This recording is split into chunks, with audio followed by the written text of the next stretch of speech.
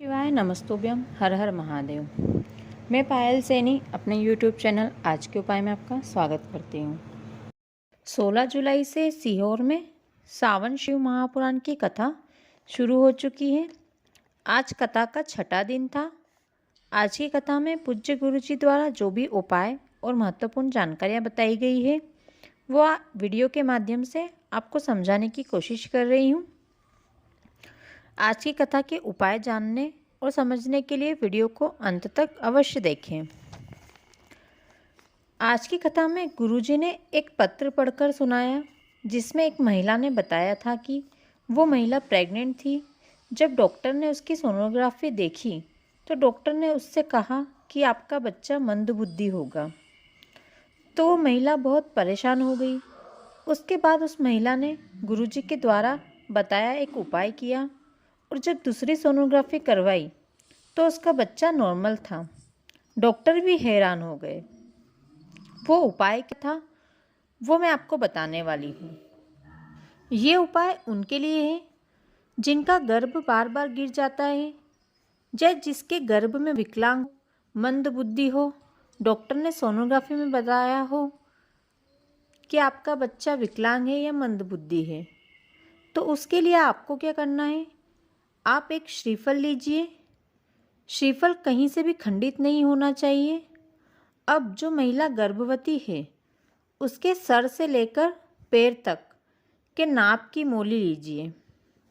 अब उस मोली को श्रीफल पर भोलेनाथ और गर्भवती स्त्री का नाम व गोत्र बोलकर लपेट दीजिए। अब वो मोली लपेटा हुआ नारियल शिवलिंग पर समर्पित कर दीजिए। आपको ये उपाय उसी दिन करना है जिस दिन आपकी सोनोग्राफी हो और जिस दिन आपको डॉक्टर ये खबर दे कि आपका बच्चा विकलांग है या मंदबुद्धि है। उसी दिन आपको ये उपाय करना है। ये उपाय करने के बाद जो आपके गर्भ में बच्चा होता है उस बच्चे की जवाबदारी बाबा महाकाल की हो जाती है। ये उपाय आप गर्भ में बच्चा विकलांग हो, बुद्धि से अविकसित हो, गर्भ में बच्चा बढ़ नहीं रहा हो, बच्चे के शरीर में पानी भर गया हो, इन सभी कारणों के लिए कर सकते हैं। आज की कथा में केवल ये एक उपाय बताया गया है। इसके अलावा गुरुजी ने बहुत सी महत्वपूर्ण जानकारियाँ बताई है। वो जानकारियाँ आपको बताने वाली हूँ।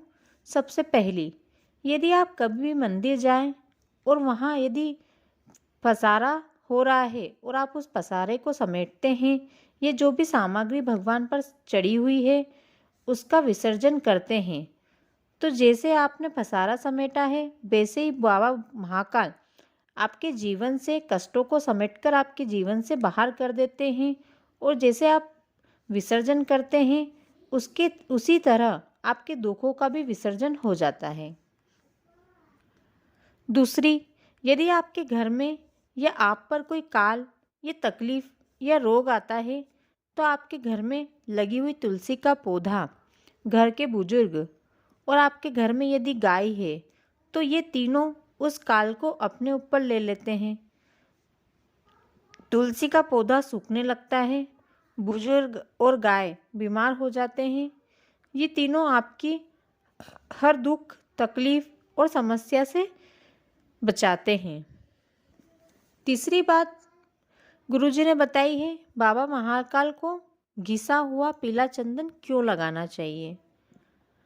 सबसे पहला कारण इसका ये है, यदि हमने पूजा पाठ करते समय, अभिषेक करते समय कोई छल या कपट कर दिया हो या हमारे मन में कोई गलती से गलत विचार आ गए हैं तो उस दोष से मुक्त होने के लिए बाबा महाकाल को चंदन लगाया जाता है।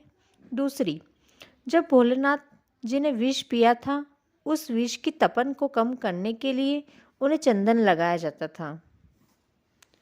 चौथी बात, घर में आरती करते समय घंटी इसलिए बजाई जाती है, यदि हमारे घर में कोई नेगेटिविटी होती है तो वो उस घंटी के नाद से हमारे घर से बाहर चली जाती है।